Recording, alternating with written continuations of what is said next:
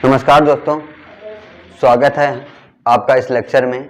और आज हम जो है सिविल इंजीनियरिंग के एक most important topic soil mechanics के बारे में बात करेंगे। एंड सॉइल मैकेनिक्स एक ऐसा सब्जेक्ट है जो हमारे लिए बहुत इम्पॉर्टेंट है, बिकॉज जो बिल्डिंग्स बनती हैं, जितनी भी बिल्डिंग्स बनती हैं और जहाँ पे भी आपका फाउंडेशन का यूज़ किया जाता है वो जो है सॉइल के अकॉर्डिंग ही किया जाता है। जैसा कि नाम से पता चल रहा है कि सॉइल मैकेनिक्स जो है मिट्टी की जो है मैकेनिक्स को यूज़ करेंगे और वहाँ पे मिट्टी के बारे में हम जो है निष्कर्ष निकालेंगे कि यहाँ पे मिट्टी कौन सी है, उसके अकॉर्डिंग सॉइल को डिफाइन करेंगे कि सॉइल के टाइप्स कितने होते हैं। उसके अकॉर्डिंग हम वहाँ पे जो है फाउंडेशन का यूज़ करते हैं। जैसे आपकी दो टाइप की फाउंडेशन होती हैं, आपकी एक होती है डीप फाउंडेशन एंड होती है शैलो फाउंडेशन।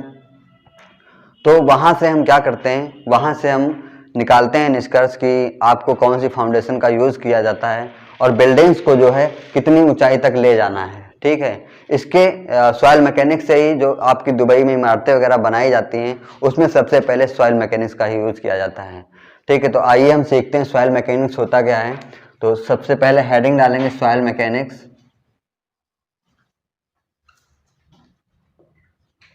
सॉइल मैकेनिक्स, तो इसके फाउंडर की बात कर लेते हैं। तो सॉइल मैकेनिक्स के फाउंडर जो हैं कार्ल ट्रजागी फाउंडर हैं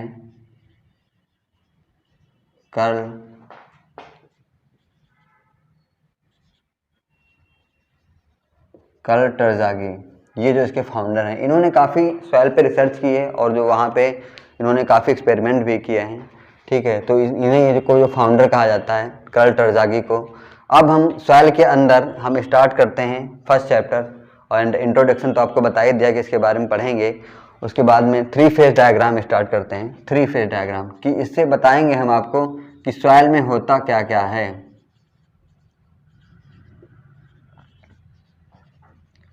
3 फेज डायग्राम से हम समझेंगे कि सॉइल में क्या क्या होता है। जैसे आप जानते हैं सॉइल में आपकी जो होती हैं 3 चीज़ें होती हैं।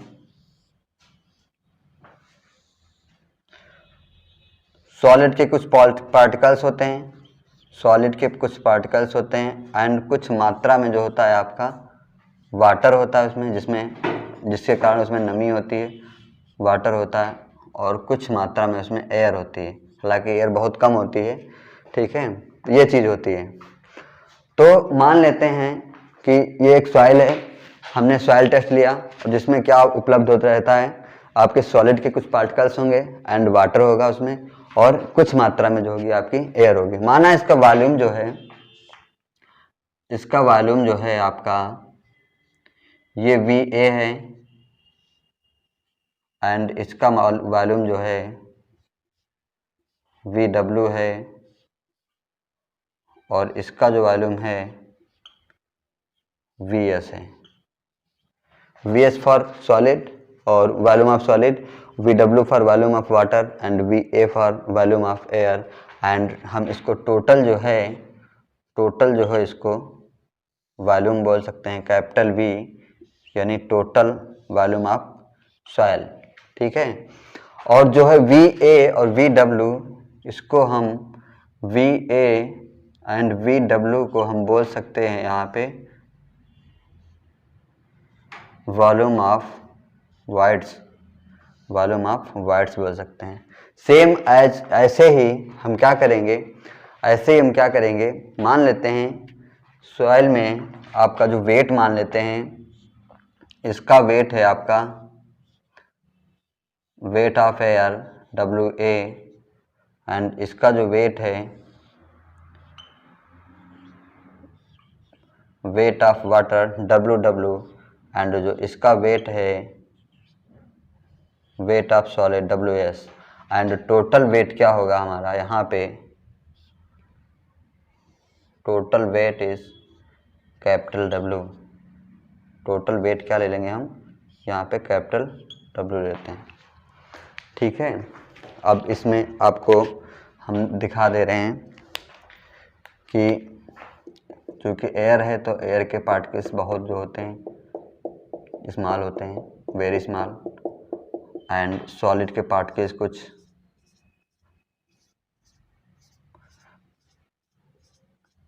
मोटे होते हैं, एंड दैट इज़ वाटर, जानते हैं आप। ठीक है, कुछ इस टाइप से हमारी सॉइल है।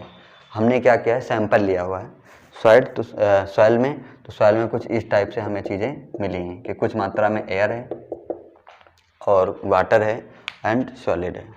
ठीक है, तो अब हम क्या करते हैं, मान लिया यहाँ पे ये हो गया आपका volume of air, volume of water, volume of solid, और इसको हमने volume of air plus volume of water जो है इसको वॉल्यूम ऑफ वाइट्स बोल दिया, एंड ये टोटल वॉल्यूम हो गया आपका।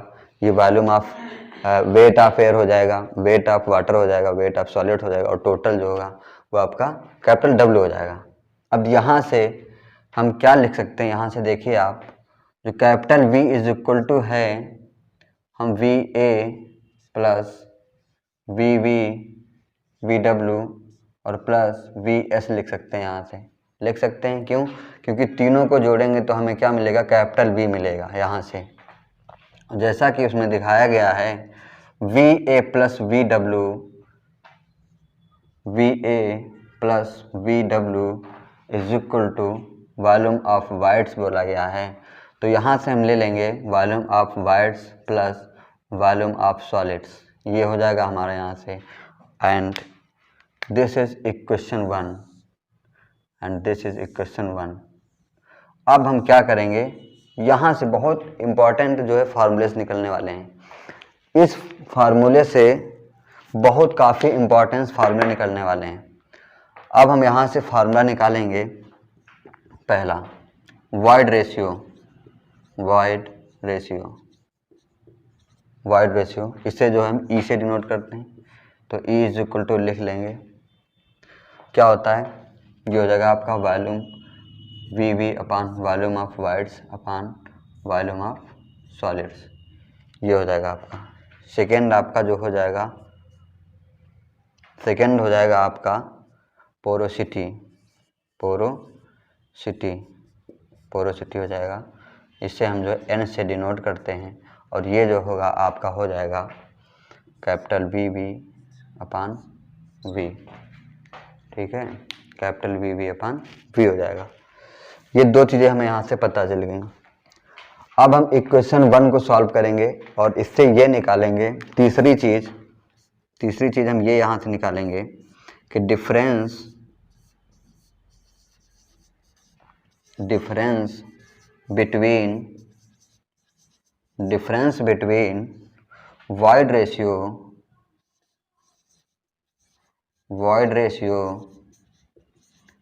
And porosity. क्या करेंगे हम यहाँ से, पोरोसिटी और वॉइड रेशियो के जो हैं डिफरेंस निकालेंगे इसके बीच में। तो हमारे पास इक्वेशन है V is equal to VV plus VS। ठीक है, ये हमारे पास इक्वेशन 1 है। इसमें क्या करेंगे, हम दोनों साइड में VV से भाग दे देंगे। क्या करेंगे, VV से क्या करेंगे, भाग दे देंगे। ठीक है, तो क्या हो जाएगा हमारा V upon VV is equal to VV upon VV plus VS upon VV, ये हो जाएगा। VV से VV कैंसिल हो जाएगा आपका।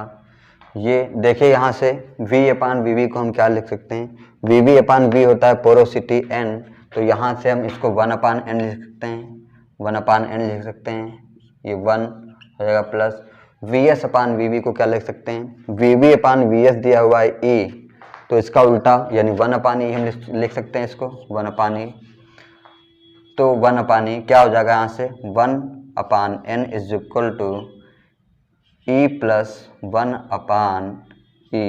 तो यहाँ से एंड दिस इम्प्लाई दैट यहाँ से N is equal to E upon 1 plus E, ये फार्मूला आपका एक निकल के आता है यहाँ से। ठीक है, ये आपका निकल के आता है, ये फार्मूला आपका निकल के आता है।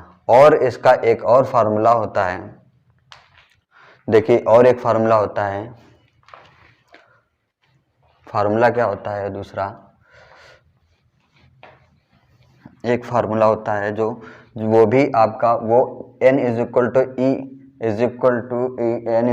E अपान 1 प्लस E निकल के आया है, और दूसरा फार्मूला आपका ये होता है, अगर पूछता है कि यहाँ से n को हमने e निकाला है, ठीक है, अगर e के रिस्पेक्ट में n को निकालना है तो हम क्या निकालेंगे, तो इसी को नोट कर लेंगे, n is equal to E upon 1 plus E, and यहाँ से हम e निकालेंगे, e क्या आएगा हमारा n 1 प्लस ई, ठीक है, n 1 प्लस ई, ब्रैकेट ओपन करेंगे, यहाँ से हो जाएगा n plus N E is equal to हो जाएगा, और यहाँ से क्या करेंगे हम, यहाँ से एन ई को इधर लाएंगे तो E minus N E is equal to N, ठीक है, और यहाँ से ई कॉमन ले लेंगे तो हो जाएगा 1 minus N is equal to N, ठीक है, यहाँ से ई निकल के आएगा आपका, ई क्या निकल के आएगा एन अपान 1 माइनस एन, आपका एक ये फार्मूला बनता है,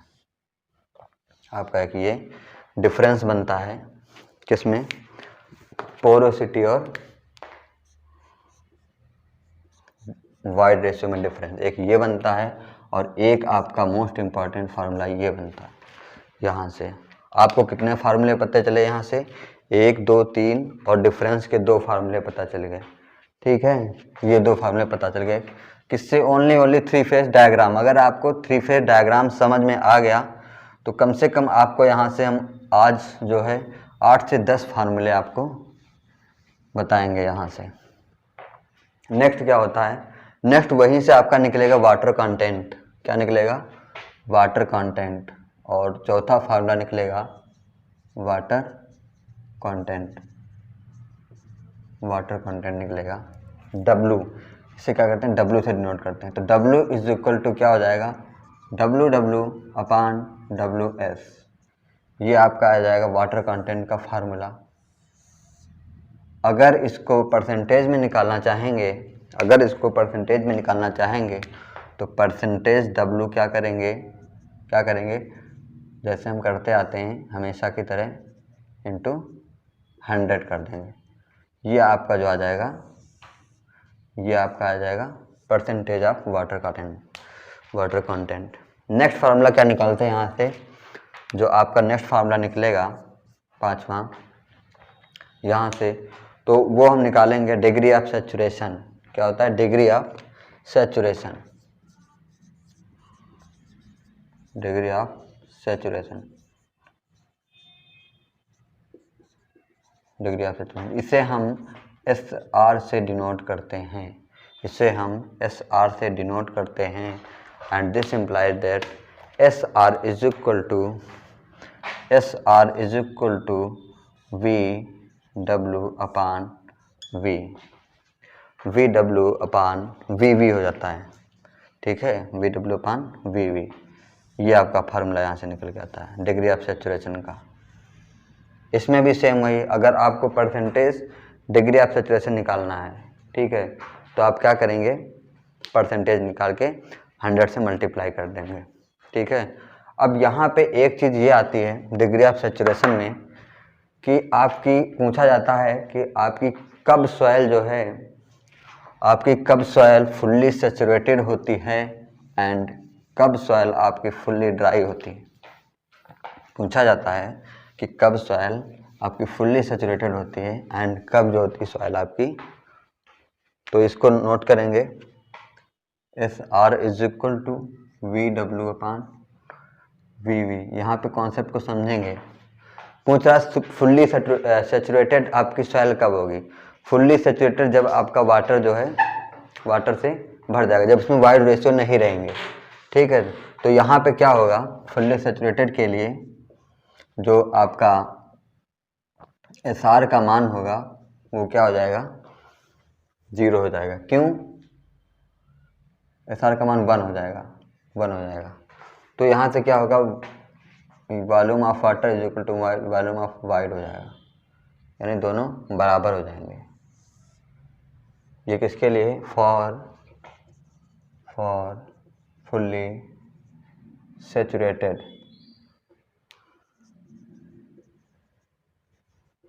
फॉर फुल्ली सैचुरेटेड के लिए हो जाएगा। अब अगर कहता है फॉर फुल्ली ड्राई, तो वहाँ पे हम एस आर का मान क्या ले लेते हैं, 0 ले लेते हैं। एस आर का मान 0 ले लेंगे यहाँ पे, तो क्या हो जाएगा हमारा V W is equal to 0, S R is equal to क्या हो जाएगा, S R is equal to 0। Because क्यों होगा, क्योंकि आपका ड्राई के लिए मतलब क्या होता है, ड्राई का मतलब ये होता है कि जब सॉइल से हम पानी को निकाल लेंगे, यानी यहाँ से वॉल्यूम ऑफ वाटर जो होगा वो निकल जाएगा, यानी वो कितना हो जाएगा, वो 0 हो जाएगा। इसीलिए आपका जो होगा सेचुरेटेड सॉइल जो होगी, अनसेचुरेटेड सॉइल जो होगी, वो उसका मान 0 हो जाएगा।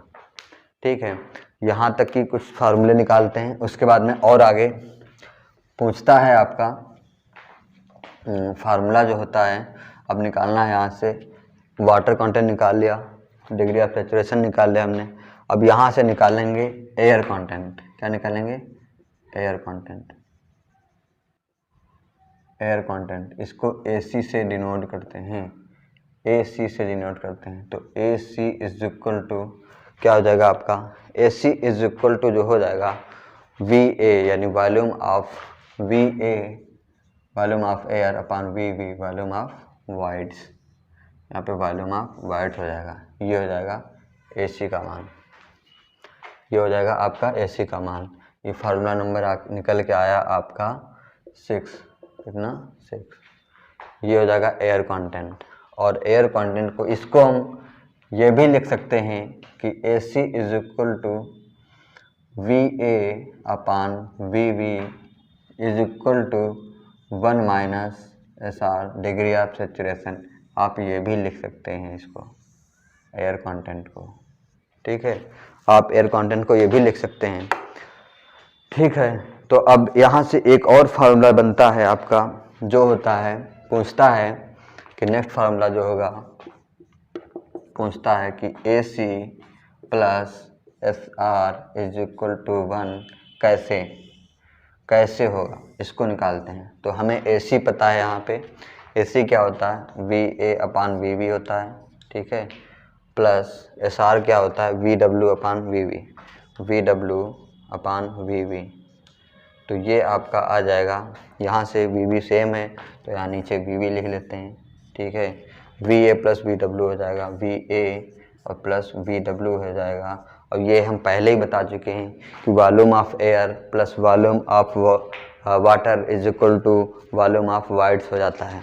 ठीक है, तो ये जो हो जाएगा आपका VV अपान VB, ये कट के इज इक्वल टू 1 आ जाता है। ये आपका फार्मूला यहाँ से निकल के आया है, कहाँ से, यहाँ से निकल के आया है। ठीक है, ये आपका फार्मूला ऐसे निकलेगा। फिर हम नेक्स्ट बात करते हैं, अब NA व AC में डिफरेंस आता है। NA व AC में डिफरेंस आता है। 7 फार्मूले हो गए हैं, जिसमें डिफरेंस भी हमने इंक्लूड नहीं किए, ओनली फार्मूले ही इंक्लूड किए हैं।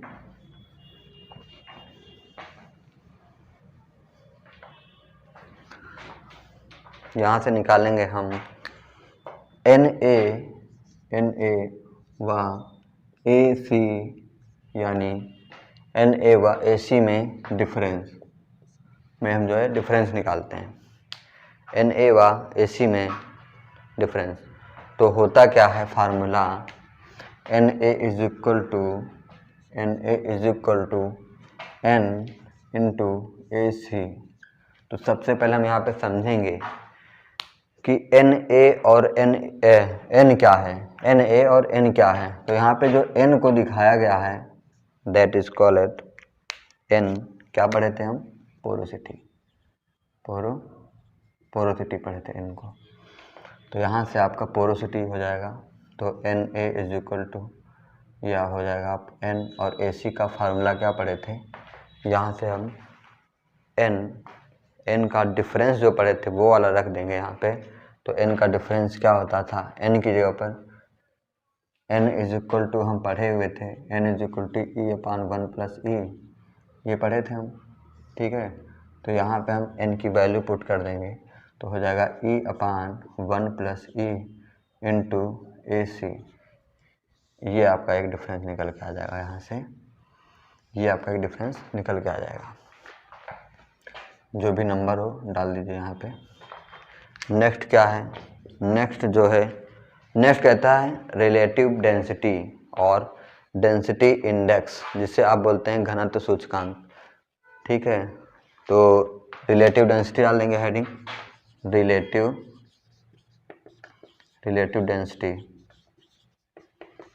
डेंसिटी, इसे हम जो है IP से डिनोट करेंगे। इंडेक्स यानी इसको हिंदी में बोलते हैं जो घनत्व सूचकांक या सघनता सूचकांक, तो इसे जो हम ID से डिनोट करते हैं। तो ID इज इक्वल टू होता क्या है, ID इज इक्वल टू क्या होता है, I max minus I minimum, E max minus E upon E max minus E minimum। यहाँ पे E max and E minimum क्या है ये देखते हैं।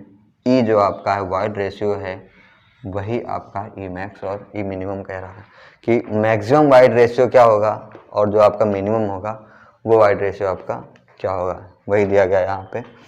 ठीक है, इसके बाद में हम बात करते हैं नेक्स्ट फार्मूले की। नेक्स्ट यहाँ से एक फार्मूला ड्राइव करते हैं, और ये तो अभी स्टार्टिंग है। यहाँ पे जो है काफ़ी आपको फार्मूलेज यहाँ पे याद हो जाएंगे, तो यही सब चल के आगे काम में आते हैं। तो कह रहा है कि डिग्री ऑफ सेचुरेशन व वाइड रेशियो में डिफरेंस, किसमें डिग्री ऑफ सेचुरेशन लिख लेते हैं symbol SR and void ratio, E में क्या है डिफरेंस